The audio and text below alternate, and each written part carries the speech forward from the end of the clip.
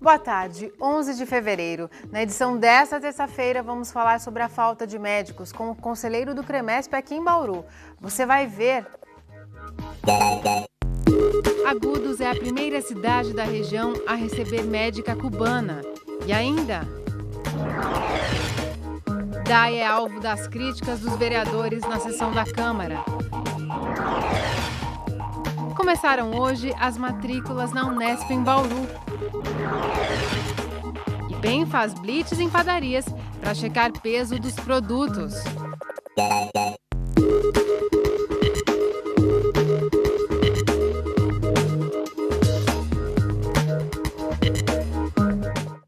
Mais uma vez, a falta de água ganhou espaço na sessão da Câmara. E agora o presidente da Casa trouxe denúncias graves sobre o DAI. Em busca de uma solução que... O vereador Sandro Bussola usou a tribuna para fazer uma denúncia contra o DAI. Ele levantou a hipótese de haver boicote dentro do próprio departamento para prejudicar a distribuição de água na cidade. Eu não quero acreditar que dentro do DAI há um processo de interferência para que as coisas não caminhem bem. Quero eu acreditar que não existe booster invertido dentro do departamento de água e esgoto para fazer a água não chegar na casa da população. Eu presenciei quando estava no DAI situações onde o motor girava para mandar água, de vez de mandar, não mandava, a água retornava. Renato Purini, líder do prefeito na Câmara, pediu cautela em relação às declarações.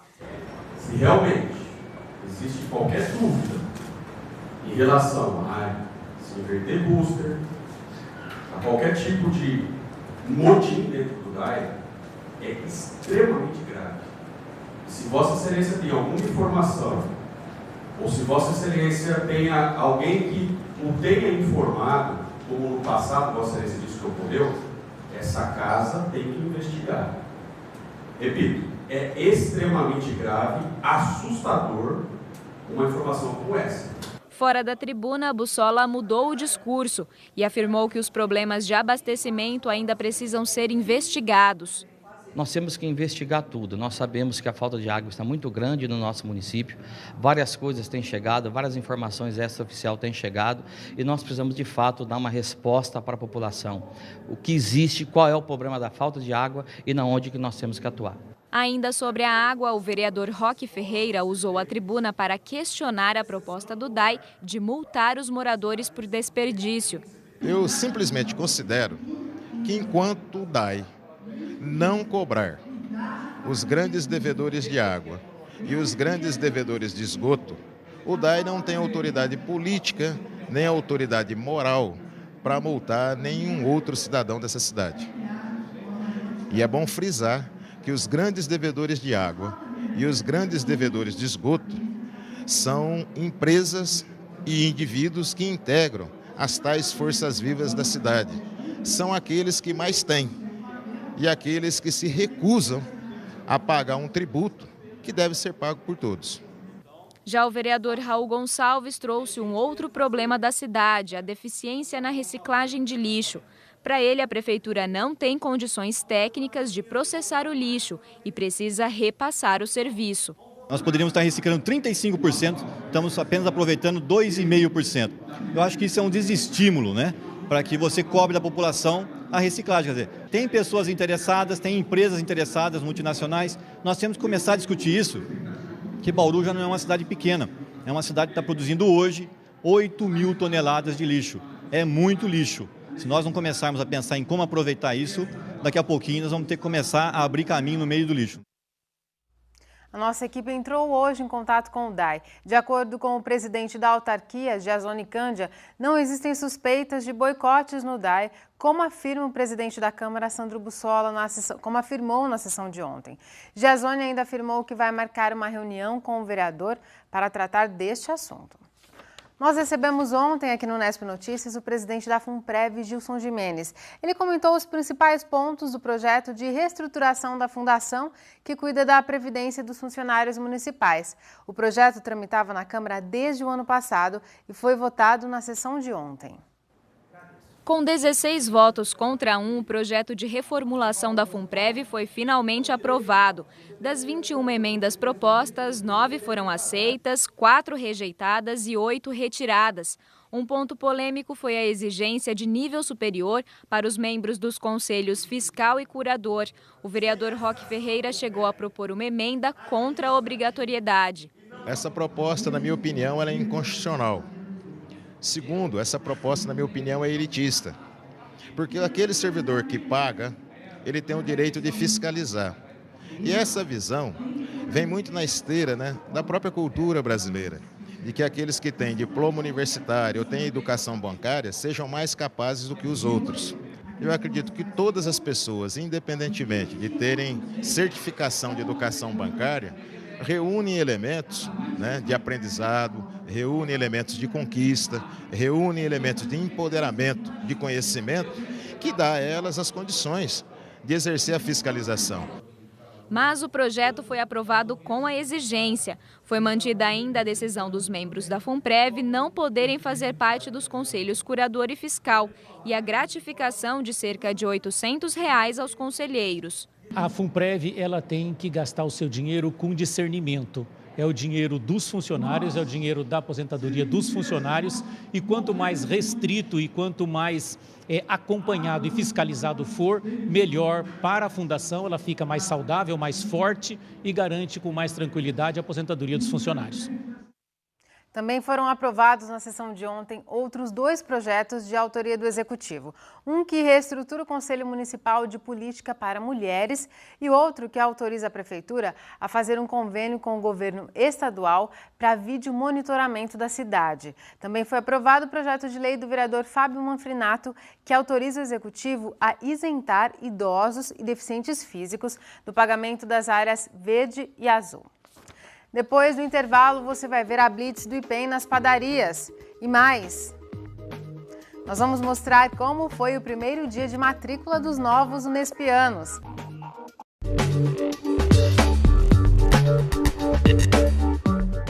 A Unesp em Bauru faz hoje e amanhã a matrícula dos novos alunos aprovados no vestibular 2014. No total, 1.045 estudantes começam a frequentar neste ano o campus da cidade. Agitação na FAAC para receber os calouros. Os diretórios acadêmicos deram as boas-vindas para quem chegou e mal conhece a universidade. 345 candidatos foram convocados nos 7 cursos da faculdade. Para fazer a matrícula, uma série de documentos tem que ser apresentados. Já na Faculdade de Engenharia, 180 vagas foram oferecidas em 4 cursos. As aulas já começam na próxima segunda-feira. Na Faculdade de Ciências, várias mesas foram montadas para agilizar o atendimento aos 385 convocados. A unidade oferece 10 cursos de graduação. Muitos calouros vêm de outras cidades e já começam o ano cheios de expectativas. A expectativa é grande, né? Espero que o curso seja legal, a faculdade parece ser bem legal, a cidade gostei também. Estou bem feliz. Dá um medo, né? Mas estou animada. Eu vim conhecer a faculdade, gostei bastante. Estou animada. Hoje e ontem, o IPEM fez uma operação para fiscalizar as padarias da cidade. Foram analisados produtos de fabricação própria e que são embalados na loja. O objetivo da operação, chamada de Padoca Legal, é verificar se os consumidores estão sendo lesados. Nesta segunda e terça-feira, algumas padarias de Bauru foram visitadas pelo IPEM. Os fiscais verificaram se os produtos de fabricação própria estavam pesados corretamente.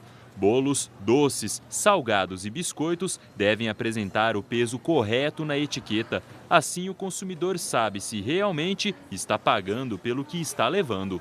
Primeiro, o fiscal monta e verifica a precisão da balança. Nós estamos conferindo se a balança está pesando corretamente, usando pesos padrões, né, do IPEM mesmo.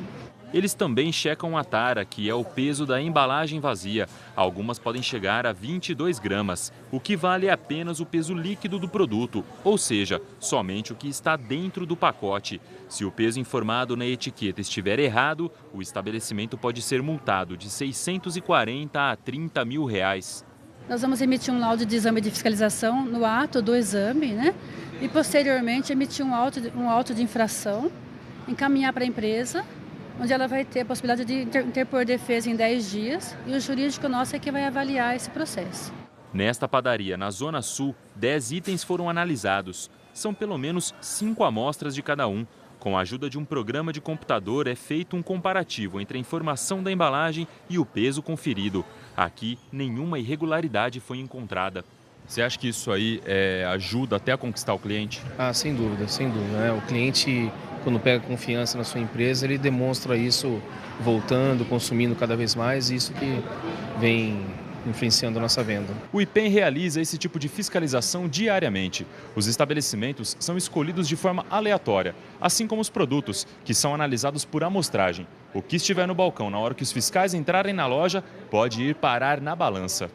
Nesta outra padaria, no Jardim América, 8 itens passaram por avaliação. Bolos, biscoitos, doces e roscas foram pesados. Aqui, também, nenhuma irregularidade foi encontrada. Não são produtos tão populares quanto o pãozinho, mas ajudam a atrair clientes para a loja. Cada vez mais você vê que o pessoal tá bem exigente em cima disso. Muitos, quando de repente observam, não tá com a tara alguma coisa, costuma orientar a gente. Pessoal, Ricardo, acho que as meninas embalaram errado, aí você já corrige as meninas, mas sempre tem essa preocupação em cima de estar com o peso correto, para não lesar em momento nenhum o cliente, né? E quem trabalha pensando no consumidor sempre vai manter a freguesia e as boas vendas. O IPEM deve divulgar o balanço da Operação Padoca Legal amanhã. Hora de saber como deve ficar o tempo até o fim do dia e nesta quarta-feira. As informações são do IPMET e do CPTEC. Chove em várias cidades do estado de São Paulo na tarde desta terça. No extremo oeste, a chuva é intensa, com possibilidade de granizo.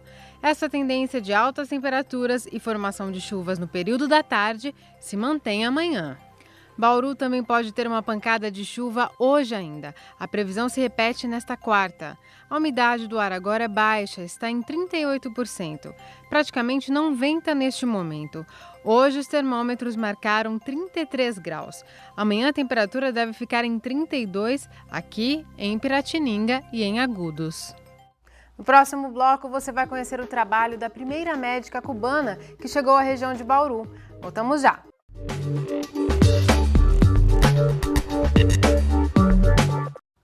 O programa Mais Médicos foi lançado no ano passado para tentar suprir a falta de profissionais de saúde no país.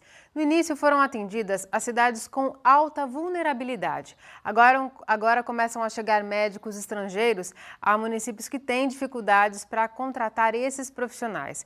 O secretário de Saúde de Bauru, Fernando Monte, diz que a cidade solicitou 19 médicos e está na expectativa de que pelo menos metade desse número chegue no mês que vem a Bauru. Agudos foi a primeira cidade da região a receber um profissional do Mais Médicos. Há pouco mais de um mês, uma médica cubana atende a população num posto de saúde.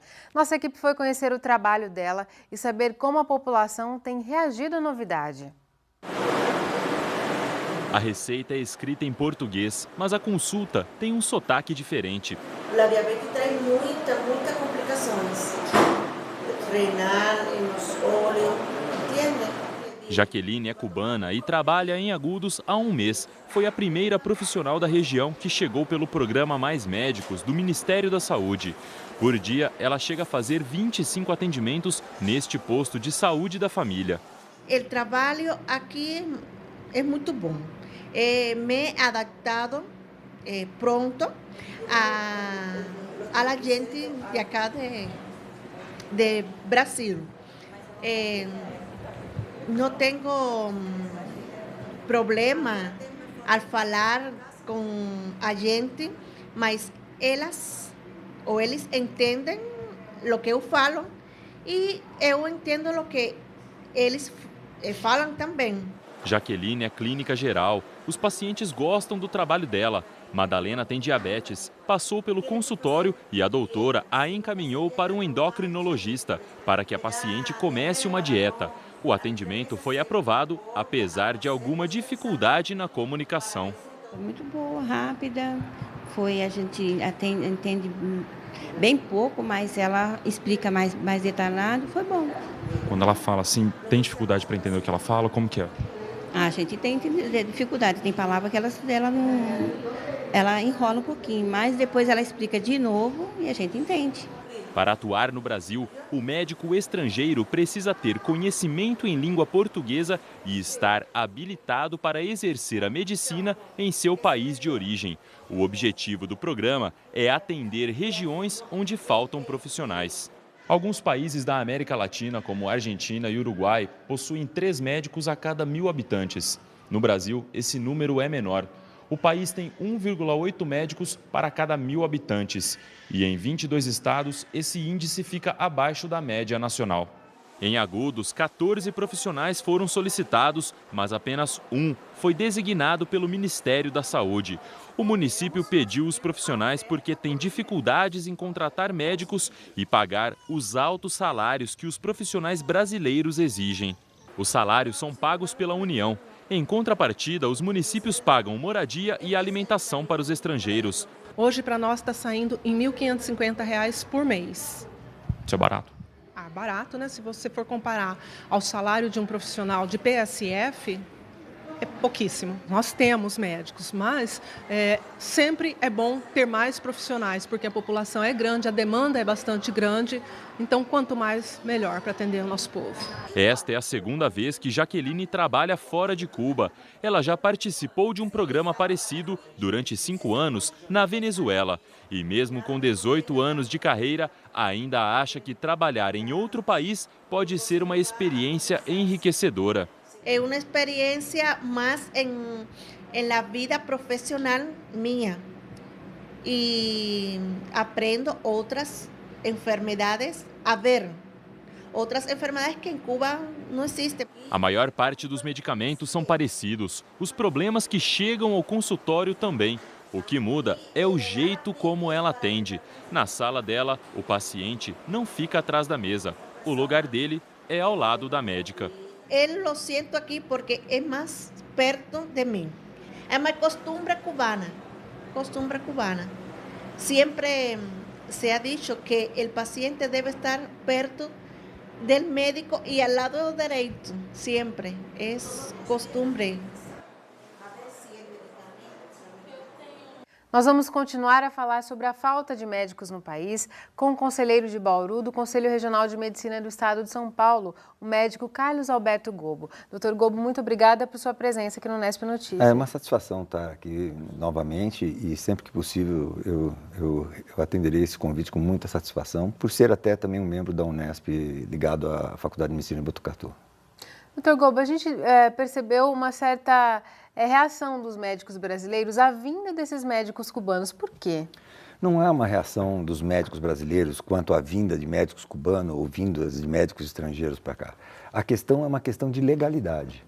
Existe toda uma norma para profissionais virem atuar aqui no país. E essa norma significa que ele tem que fazer um exame e mostrar que ele é capaz de estar atuando aqui no país. Existe uma legislação para isso, né? E essa legislação simplesmente foi atropelada por esse governo que está aí, né? Eles colocaram goela abaixo. A gente sabe muito bem que esse programa do Mais Médico é um pano de fundo, é um programa populista, né? Não vai resolver o problema da medicina. O problema da medicina não é só médico, o problema da medicina é de fixação de médicos nos lugares onde não existe médico nesse país. É realmente de falta de condições desses médicos se fixarem nesses lugares. O governo não proporciona infraestrutura para isso. Esse governo ele teve a coragem de atropelar todas as leis, toda a legalidade que existia no país, coisa que o regime militar, que eles tanto criticaram, não teve a desfaçatez de fazer um absurdo desse, essa situação tão desrespeitosa quanto a toda a estrutura legal de formação de profissionais aqui nesse país. Nós vimos aí alguns dados de que países próximos ao Brasil têm uma taxa de médicos maior que o nosso país. São 3 médicos na Argentina, no Uruguai, a cada 1.000 habitantes. No Brasil, esse número é de 1,8 médicos. É até inferior ao que a OMS, a Organização Mundial de Saúde, preconiza, que seriam 2,5 médicos a cada 1.000 habitantes. E o governo coloca que a vinda desses médicos estrangeiros vem para suprir esse déficit. Na sua visão, como que se resolveria, então, esse problema? Veja, a grande situação é que esses médicos, eles não vão suprir, de fato, esses déficits, né? Eu acho que esses déficits, a gente supre esses déficits com uma política de fixação de médicos e de implantação. Nós fizemos um estudo muito detalhado, que um governo sensato poderia ter aproveitado, um estudo sério, que é aquela demografia médica da qual eu já vim falar com vocês aqui, tive a oportunidade de falar outra vez. Esse estudo ele mostra, na verdade, a situação é muito mais grave do que 1,8 médico. Se a gente ainda fosse falar que nós temos 1,8 médico em todas as localidades do país, né, seria algo que eu falaria assim, olha, está faltando, mas não é um absurdo. Quer dizer, algumas regiões têm uma Agora, alta tem outras concentração regiões e tem outras algumas regiões que extrapolam o número de médicos. Você pega, por exemplo, Botucatu, onde eu dou aula, a cidade que tem mais médicos por mil habitantes, chega a ter 7, 8 médicos por mil habitantes. Por quê? Porque é uma cidade que tem programa de residência médica, ela tem uma universidade e isso fixa médico na região. A mesma coisa você vai ver em grandes centros, São Paulo, os grandes centros, mesmo na região norte e nordeste, se você for ver, a distribuição dos médicos no interior de algumas cidades, de alguns estados do nordeste, nas capitais ele tem uma concentração plenamente excelente, ou até mais do que o que precisa, ou desejado. E no interior você não vai ter zero. E vai continuar isso. Né? E vai continuar isso. Isso é um problema de infraestrutura. Nós também mostramos para o governo que não adianta montar novas faculdades de medicina. Nós mostramos que nos próximos 5 anos, com a quantidade de faculdades de medicina que foram instaladas nesses últimos 10, 15 anos, né? Com a formação, porque a gente entende que as faculdades de medicina que instalaram aos montes nesses últimos 10 anos, elas estão começando a formar turmas agora. São 6 anos de faculdade. É um tempo. Né? Né? Então, até que esses médicos entrem no mercado, e você acha que esses médicos vão para um lugar onde não tem recurso para trabalhar? Não vão. Inclusive aqui em Bauru, nós falamos aí, o secretário municipal de saúde, Fernando Monte, disse que espera receber médicos cubanos no mês que vem, justamente porque aqui se tem dificuldade de contratar os médicos, se abre concurso e não tem interessado. Bom, eu acho assim que tudo é uma questão de gestão. Né? Eu acho que antes do Dr. Fernando falar nisso, ele tem que avaliar exatamente como é que está funcionando a gestão da Secretaria de Saúde. Que está aí, não precisa dizer, é um escândalo. É um escândalo que está na promotoria, porque tem horas extras demais, porque foi alertado há 3 anos atrás, eu alertei há 3 anos atrás, quando teve a crise, 3 ou 4 anos atrás, quando teve a crise, que ele ia continuar a fazer, que não adianta fazer meias medidas, que os médicos, eles alegavam que eles abrem concurso, o médico até entra, faz o concurso, a hora que descobre o preço, o salário sai. Porque eles fazem uma grade salarial que não é atrativa. Daí eles criam tudo isso que está acontecendo hoje, que é, no fim, um tiro no pé, que foi essa política desastrada de oferecer altíssimos valores para as horas extras de médicos. E está esse escândalo que está aí. Criou-se uma panela, assim, que você acaba gerando um grupo de pessoas ali que eles estão se sentindo muito bem, porque tem um volume enorme de horas extras, e não interessa esse grupo que tem um monte de horas extras dentro da prefeitura, que venha novos médicos. Tanto é verdade que você não tem uma médica hoje, e nós temos hoje, há muitos anos, que as faculdades de medicina estão formando mais médicas do que médicos. Você não encontra médica hoje atuando no pronto-socorro municipal de Bauru. É um cenário muito complexo, né? Então, ele não faz... Agora, é incrível, né? Quer dizer, as pessoas, elas não fazem a sua tarefa de casa, quer dizer, eles não organizam estrutura de saúde e acham que a única coisa é trazer médicos cubanos para cá como se isso fosse resolver toda a situação da saúde. É de uma simplicidade tão grande. Tá certo, doutor Gobo. Muito obrigada por esclarecer esse assunto que é bastante complexo, né? Aqui no Nesp Notícias. O Nesp Notícias fica por aqui. A gente volta a se encontrar amanhã ao vivo às 5h30 da tarde. Tchau!